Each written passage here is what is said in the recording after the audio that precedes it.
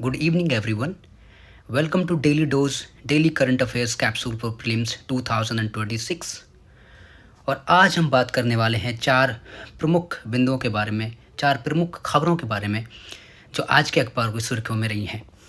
उनमें से एक खबर है नेटो महासचिव मार्क रूट की टिप्पणी के बारे में।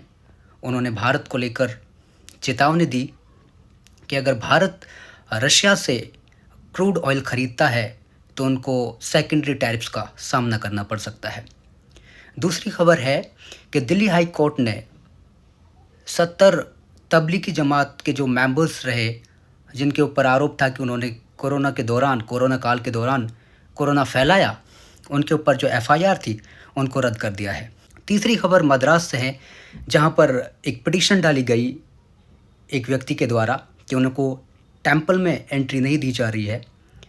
तो मद्रास हाई कोर्ट ने उस व्यक्ति को राहत दी है और कोर्ट ने कहा कि जातिगत आधार पर किसी भी व्यक्ति को मंदिर में घुसने से नहीं रोका जा सकता। चौथी खबर अहमदाबाद को लेकर है।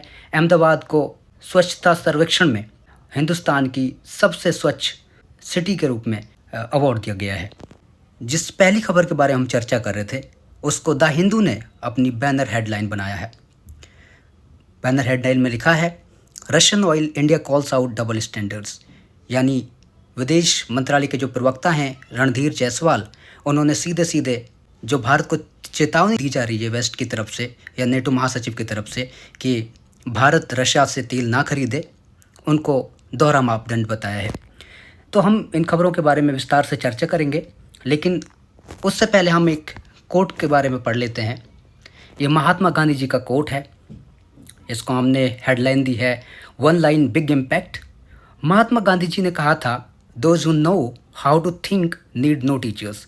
यानी गांधी जी का विचार था कि जो लोग क्रिटिकल थिंकिंग रखते हैं, रीजनिंग रखते हैं, एनालिसिस रखते हैं, एनालिटिकल पावर रखते हैं, उनको किसी फॉर्मल एजुकेशन की ज़रूरत नहीं है।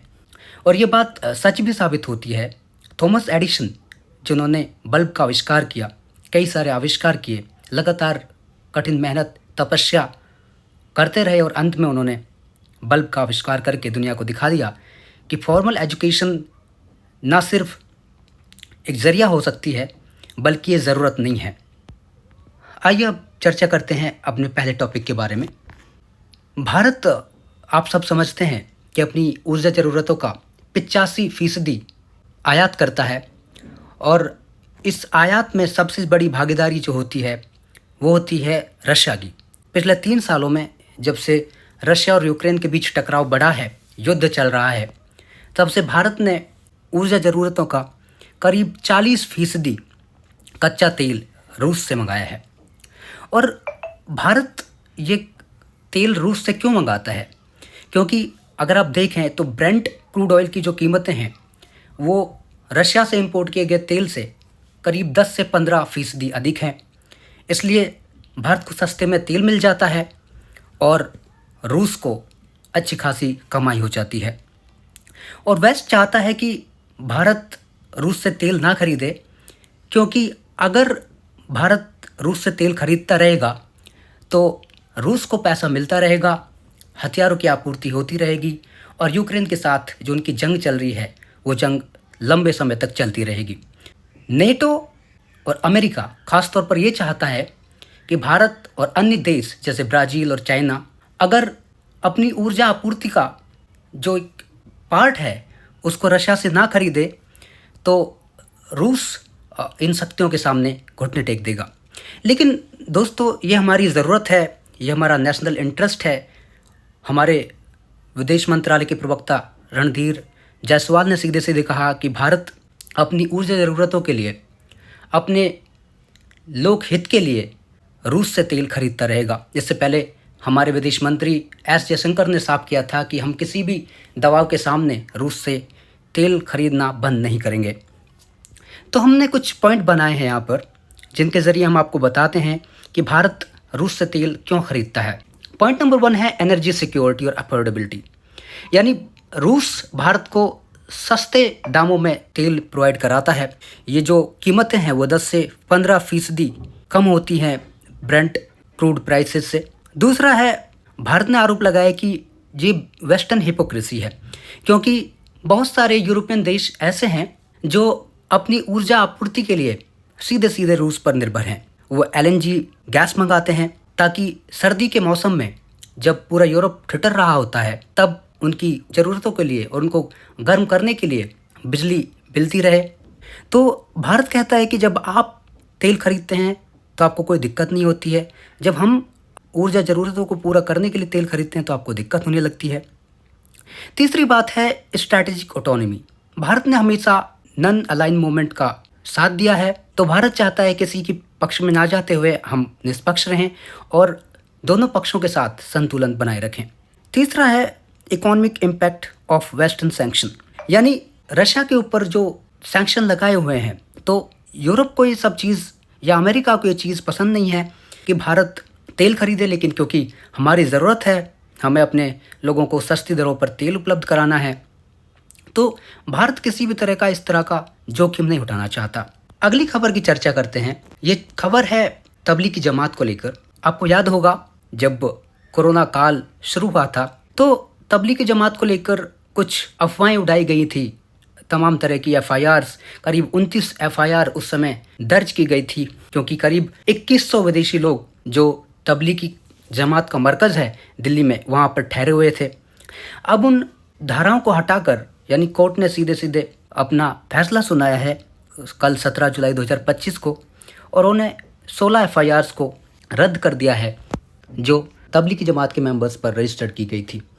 कोर्ट ने अपने फैसले को सुनाते हुए कहा कि केवल अनुमान और संदेह के आधार पर किसी को आरोपी नहीं बनाया जा सकता। कोर्ट की प्रमुख टिप्पणियां, कोई ठोस सबूत नहीं था। कोर्ट ने कहा कि अभियोजन पक्ष ये साबित नहीं कर सका कि जिन लोगों ने विदेशी जमातियों को अपने घरों में शरण दी थी उन्होंने किसी सरकारी आदेश का उल्लंघन किया या वायरस फैलाने की कोई साजिश की। कोई व्यक्ति निज़ामुद्दीन मरकज़ में था, उसे आरोपी नहीं माना जा सकता जब तक ये साबित ना हो कि उसने जानबूझकर कोविड फैलाने की कोशिश की। कोर्ट ने ये भी टिप्पणी की कि मामले राजनीति से प्रेरित हो सकते हैं। कोर्ट ने यह भी कहा कि इन एफआईआर और चार्जशीट में कोई वास्तविक कानूनी दम नहीं है और इन्हें दुरुपयोग के तौर पर देखा जा सकता है। कोर्ट ने आगे कहा कि कोविड नियमों की गलत व्याख्या की गई। सरकार ने महामारी कानूनों का गलत और भेदभावपूर्ण उपयोग किया, जबकि ज़रूरी था कि ऐसे मामलों में तथ्यों पर आधारित निष्पक्ष जांच हो। अगली खबर तमिलनाडु से है, जहां पर मद्रास हाईकोर्ट ने एक व्यक्ति द्वारा दायर याचिका के जवाब में फैसला सुनाते हुए कहा कि किसी भी व्यक्ति को सिर्फ जाति के आधार पर मंदिर में घुसने से नहीं रोका जा सकता।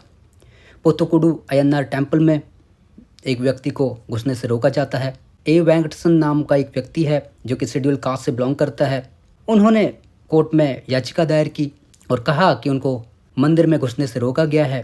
तो कोर्ट ने सीधे रूप से कहा कि सिर्फ जातिगत आधार पर व्यक्ति को मंदिर जाने से नहीं रोका जा सकता। कोर्ट ने यहाँ पर temple entry authorisation act of 1947 का हवाला भी दिया, जिसको लंबे स्ट्रगल के बाद लागू किया गया था कि ताकि सभी को बराबरी का हक मिल सके और सभी को यह अधिकार हो कि कोई भी व्यक्ति चाहे किसी भी समाज से हो, किसी भी तबके से हो, वो मंदिर जाकर पूजा आराधना कर सके। तो कोर्ट ने यहाँ पर Tamil Nadu temple entry authorisation act 1947 का हवाला दिया और कहा कि धारा 3 में ये स्पष्ट रूप से लिखा हुआ है कि कोई भी व्यक्ति चाहे हिंदू हो या किसी जाति या संप्रदाय का हो, सार्वजनिक मंदिर में प्रवेश करने से उसे वंचित नहीं किया जा सकता। ये विशेष राज्य कानून मंदिर प्रवेश में समानता सुनिश्चित करता है और इसका उल्लंघन कानूनी कार्रवाई का आधार है।